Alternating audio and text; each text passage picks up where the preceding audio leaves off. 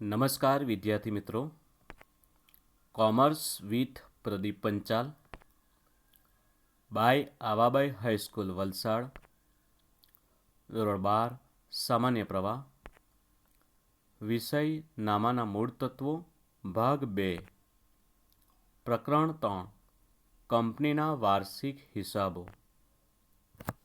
આજના આ વિડીયોમાં આપણે સ્વાધ્યાયનો પ્રશ્ન નંબર 8 જોઈશું.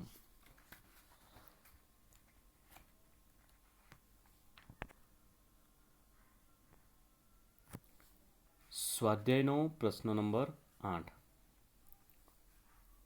દરેક વિદ્યાર્થીઓ ચોપડી કાઢો. ચોપડીમાં પેજ નંબર 151. આપણે રકમ જોઈએ. તારીખ 31/3/2017 રોજ પૂરા થતા વર્ષ માટે પટેલ લિમિટેડની માહિતી પરથી કંપની ધારા 2013ના પરિશિષ્ટ 3 મુજબ નફા નુકસાનનું પત્રક તૈયાર કરો. સૌથી પહેલાં આપણે હેડિંગ મારીશું.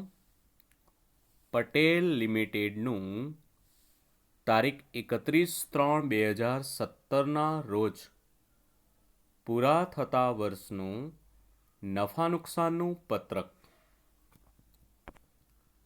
ખાના બનાવીએ. વિગત, નોંધ નંબર અને રકમના 2 ખાના. ચાલો, નફા નુકસાનનું પત્રકનો જે નમૂનો છે એ નમૂનો આપણે એ પ્રમાણે એ ક્રમમાં જ આપણે લખવાનું છે. તો નંબર 1, કામગીરીમાંથી ઉપજ. તો કામગીરીમાંથી ઉપજમાં શું આવે? તો વેચાણ અને વેચાણ માલ પરત. તો આપણને રકમમાં વેચાણ આપેલું છે તો તે લખી દઈએ. વેચાણ 3,81,000. ત્યારબાદ અન્ય ઉપજો. અન્ય ઉપજમાં નફા નુકસાન ખાતાની જમા બાજુ આવતી ઉપજો, મળેલ વ્યાજ, મળેલ ડિવિડન્ડ, ગાલખાત પરત, મિલકત વેચાણનો નફો, ભંગારના માલનું વેચાણ. તો આ રીતે કંઈ પણ રીતે આપણને પૈસા મળેલા હોય તો એ અન્ય ઉપજમાં આવશે. તો આપણને રકમમાં આપેલું છે ભંગારનું વેચાણ, તો એ અન્ય ઉપજ કહેવાશે. તો લખી દઈએ ભંગારનું વેચાણ 10,500. હવે કામગીરીની ઉપજ અને અન્ય ઉપજ બેનો સરવાળો કરવાથી આપણને મળશે કુલ ઉપજ 3,91,500. એટલે કે 3,81,000 પ્લસ 10,500 એટલે 3,91,500. એને કહેવાશે કુલ ઉપજ. ચાલો, ચોથો મુદ્દો, ખર્ચાઓ.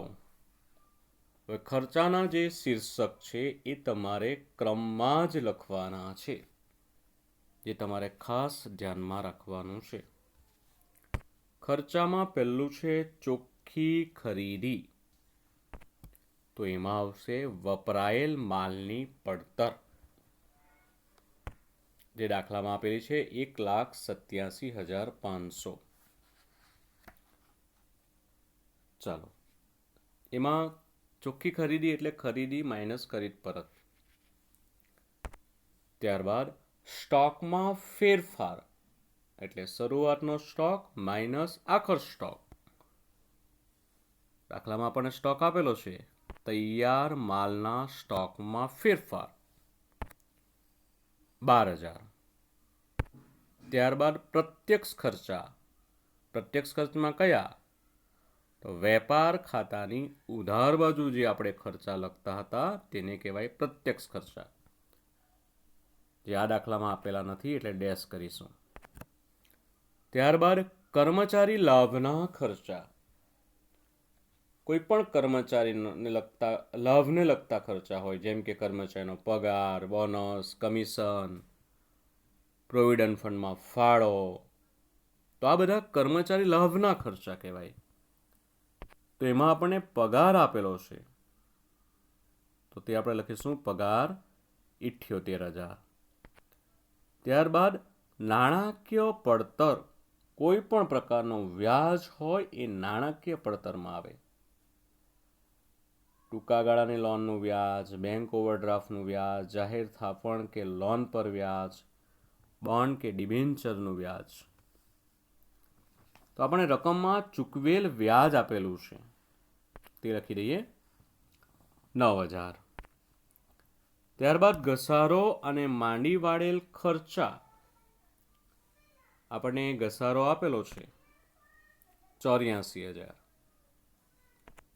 ત્યારબાદ અન્ય ખર્ચામાં ટાટ ટપાલ, સ્ટેશનરી, ભાડું, ઓડિટ ફી, ઓફિસ અને વહીવટી ખર્ચ, વેચાણ ખર્ચા, માંડી વાળેલ ગાલખાત. તો અન્ય ખર્ચામાં ઓફિસ અને વહીવટી ખર્ચ આપેલા છે, તે લખી દઈએ 15,600. હવે આપણે ખર્ચાઓનું ટોટલ કરીએ, કુલ ખર્ચા, આ બધા ખર્ચાઓનું ટોટલ કરીએ 3,86,100. ત્યારબાદ આપણે શોધીશું નંબર 5, આવકવેરા પહેલાનો નફો. તો ત્રીજામાંથી ચોથું બાદ કરશું. ત્રીજા નંબરનું શું હતું? કુલ ઉપજ, જે આપણે આગળની સ્લાઇડમાં જોયું 3,91,500. અને ચોથા નંબરનું છે ખર્ચાઓ, જે છે 3,86,100. હવે કુલ ઉપજ 3,91,500 માંથી કુલ ખર્ચા 3,86,100 બાદ કરીશું, એટલે મળશે આવકવેરા પહેલાનો નફો 5,100. ચલો, ત્યાર પછી આવકવેરાની જોગવાઈ, જે આપણને 30% કીધી છે, તો 5,400ના 30% એટલે આવશે 1,620.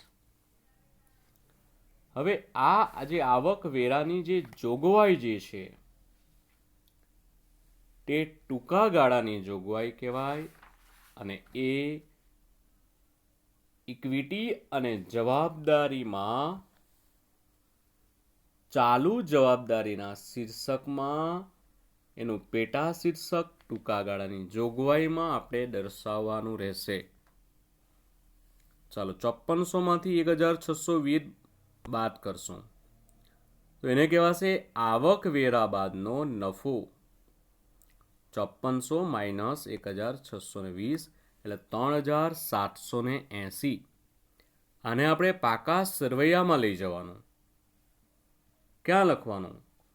તો અનામત અને વધારાનું જે શીર્ષક છે એ શીર્ષકમાં આપણે લખવાનું.